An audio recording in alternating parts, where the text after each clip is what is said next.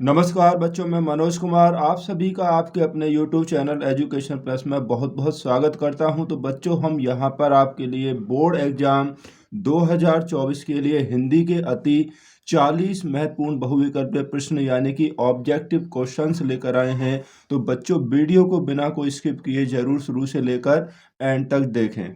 तो यहाँ पर पहला प्रश्न है, चिंतामणि किस विधा की रचना है?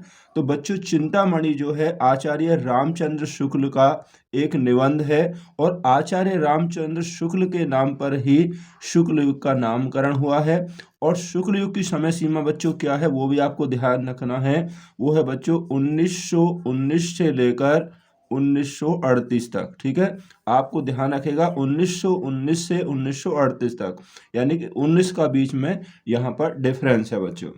ठीक है, तो शुक्ल युग को छायावाद युग भी कहा जाता है, ये भी आपको ध्यान रखना है।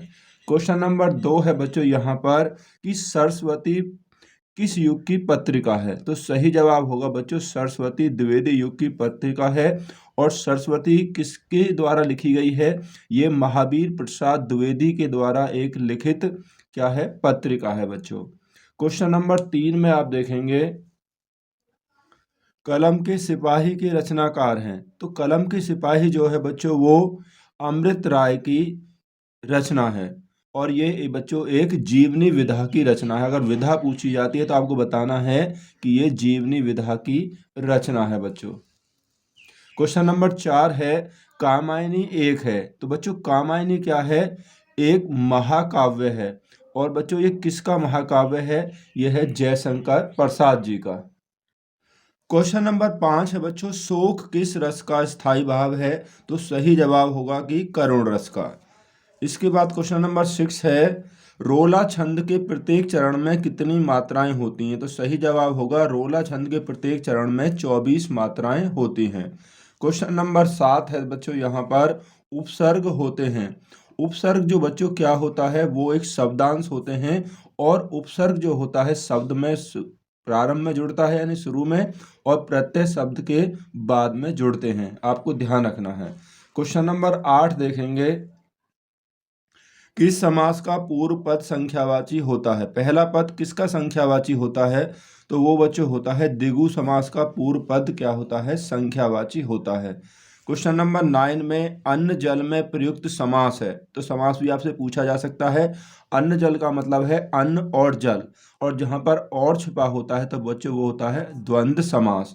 और इसमें योजक चिन्ह लगा होता है, दोनों के बीच में चिन्ह भी लगा होता है या और छिपा होता है, आपको ध्यान रखना है। क्वेश्चन नंबर 10 देखेंगे, पत्नी का पर्यायवाची नहीं है। बच्चों यहाँ पर नहीं की बात की गई है। तो यहाँ पर आप देखेंगे कि जो वामा भार्या संगनी ये पत्नी के ही पर्यायवाची हैं, केवल तनुजा जो है वो पत्नी का पर्यायवाची नहीं है। क्वेश्चन नंबर 11 देखेंगे, वधु का तद्भव। तद्भव का मतलब है अशुद्ध और तत्सम का मतलब होता है बच्चों शुद्ध रूप। तो यहाँ पर तद्भव पूछा गया है, तो इसका जो तद्भव रूप होगा यहाँ पर होगा बहु। क्वेश्चन नंबर 12 है, यहाँ पर प्रत्यय के कितने भेद होते हैं? तो बच्चों प्रत्यय के 2 भेद होते हैं।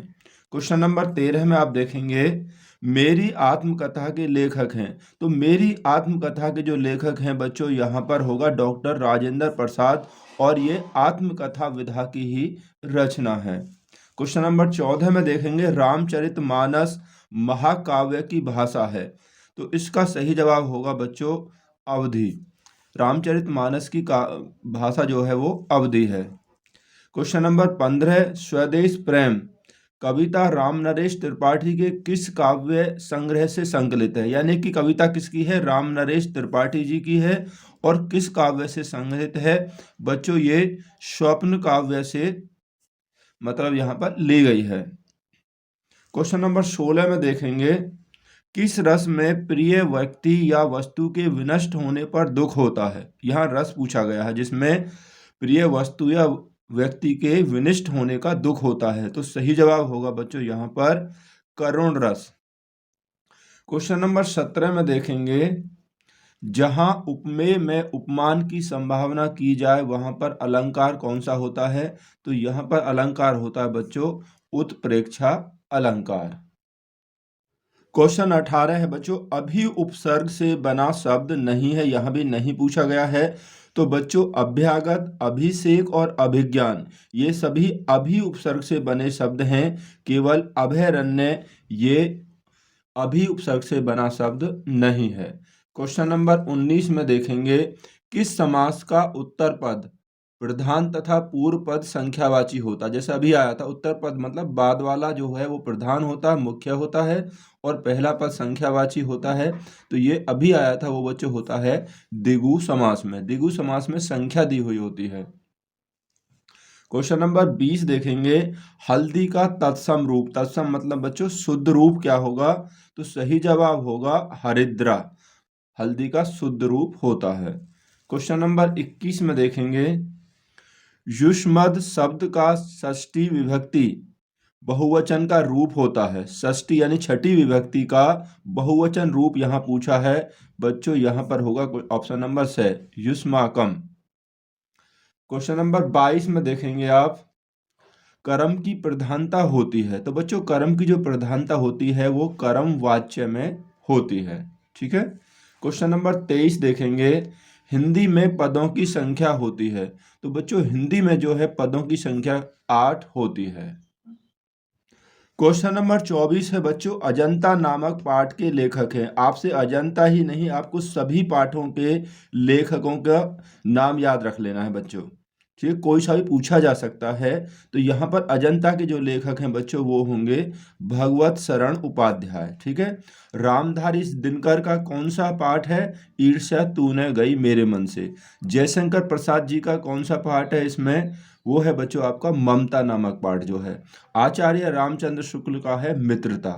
ठीक है, ये भी आपको ध्यान रखना। बाकी सभी पाठों को आपको याद रख लेना है, उनके लेखकों के नाम भी। जिस छंद के प्रत्येक चरण में एक समान मात्राएं होती हैं, समान मात्राएं होती हैं, उस छंद को कहा जाता है।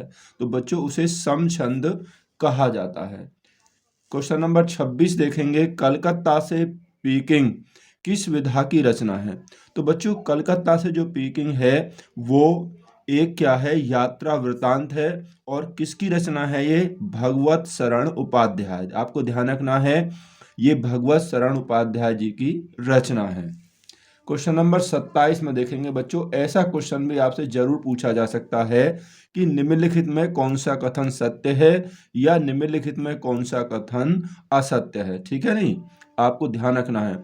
गुनाहों का देवता रचनाकार मुंशी प्रेमचंद है। तो बच्चों ये तो गलत है, क्योंकि ये धर्मवीर भारती जी की रचना है।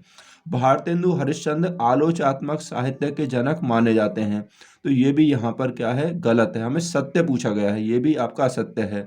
गेहूं और गुलाब निबंध के लेखक, ये क्या है, निबंध के लेखक राम वृक्ष बैनीपुरी हैं। तो बच्चों ये यहाँ पर सही होगा ऑप्शन नंबर ग, क्यों गेहूं और गुलाब राम वृक्ष बैनीपुरी जी का क्या है, निबंध है। ईर्ष्या तूने गई मेरे मन से निबंध के लेखक जयप्रकाश भारती हैं। बच्चों ये भी यहाँ पर गलत है, क्योंकि इसके लेखक कौन है, इसके हैं रामधारी सिंह दिनकर, जैसा कि हमने ऊपर वाले अभी क्वेश्चन में देखा था। क्वेश्चन नंबर 28 देखेंगे, मेरी असफलताएं के लेखक है। मेरी असफलताएं, तो इसका जो लेखक हैं बच्चों वो हैं बाबू गुलाब राय। ठीक है। चरण कमल बंदो हरिराई उपयुक्त पंक्ति में अलंकार है। यहाँ बच्चों अलंकार पूछा गया है, तो यहाँ पर सही जवाब होगा, यहाँ पर है रूपक अलंकार। इसके अलावा जैसे कुछ पंक्ति ये भी आ जाती है, पीपर पात सरस मन डोला, इसमें कौन सा अलंकार है, वहां बच्चों होगा उपमा अलंकार। कौन सी लाइनें बोली है मैंने, पीपर पात सरस मन डोला, वहां पर होगा उपमा अलंकार। क्वेश्चन नंबर 30 में देखेंगे, नील कमल में कौन सा समास है। नील कमल में कौन सा समास है, इसका मतलब समास विग्रह होगा, नीला है जो कमल। तो यहाँ पर होगा बच्चों कर्मधारय समास। ठीक है, यहाँ पर कर्मधारय समास होगा। तो क्वेश्चन नंबर देखेंगे यहाँ पर, क्वेश्चन नंबर 31, दुर्भाग्य का विलोम है। तो यहाँ पर दुर्भाग्य का विलोम शब्द होगा बच्चों कौन सा, सौभाग्य। क्वेश्चन नंबर 32 में देखेंगे, सांप का पर्यायवाची है। तो बच्चों सर्प, विषधर, व्याल ये सभी सांप के पर्यायवाची हैं, इसलिए ऑप्शन नंबर जो घ है यहाँ पर सही हो जाएगा। क्वेश्चन नंबर 33 में देखेंगे, वह पुस्तक पढ़ता है। रेखांकित पद का परिचय है। यहाँ पर रेखांकित पद क्या है? वह है। यहाँ पर वह के नीचे क्या है? अंडरलाइन है। तो यहाँ पर इसका परिचय बताना। वह आपको पता है एक सर्वनाम है बच्चों, और सर्वनाम भी कौन सा है? पुरुषवाचक सर्वनाम है, ठीक है, पुल्लिंग, और ये एक वचन का है, और कारक इसमें कर्ता होगा, तो इसलिए ऑप्शन नंबर जो ख है यहाँ पर सही हो जाएगा। वह एक पुरुषवाचक सर्वनाम है, और ये एक पुल्लिंग भी है, और एक वचन का ही है, और ये कर्ता कारक है।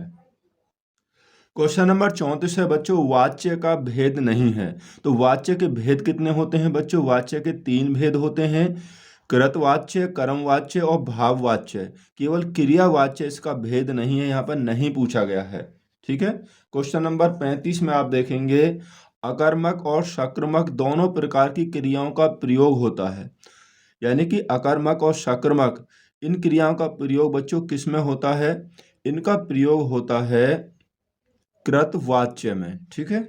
तो क्वेश्चन नंबर 36 देखेंगे आप, मीनाक्षी में कौन सा समास होगा? मीनाक्षी यानी मछली के समान है जिसकी आंखें। तो यहाँ पर बच्चों हो जाएगा आपका कौन सा ऑप्शन सही होगा? यानी कि बहुब्रीहि, यानी कि बहुब्रीहि समास होगा। क्वेश्चन नंबर 37 में देखेंगे, गोदान तथा गवन किसकी रचनाएं हैं? तो बच्चों गोदान और जो गवन है वो मुंशी प्रेमचंद जी की रचनाएं हैं, ठीक है। और इसके अलावा पंच परमेश्वर जो है वो भी मुंशी प्रेमचंद जी की ही रचना है, वो भी आपको ध्यान रखना है। सरस्वती किस युग की पत्रिका है? सरस्वती जो है बच्चों यहाँ पर सही जवाब होगा, वो द्विवेदी युग की पत्रिका है। सरस्वती किसकी पत्रिका है? द्विवेदी युग की पत्रिका है बच्चों। क्वेश्चन नंबर 39 में आप देखेंगे, स्मृति की रेखाएं। स्मृति की जो रेखाएं हैं वो किसकी कृति है, यानी कि रचना है? तो सही जवाब होगा बच्चों ये महादेवी वर्मा जी की रचना है। तो क्वेश्चन नंबर जो 40 है बच्चों यहाँ पर आपके लिए है कि हंस पत्रिका के संपादक हैं। तो हंस पत्रिका के जो संपादक हैं बच्चों वो हैं आपके मुंशी प्रेमचंद जी हैं, ठीक है।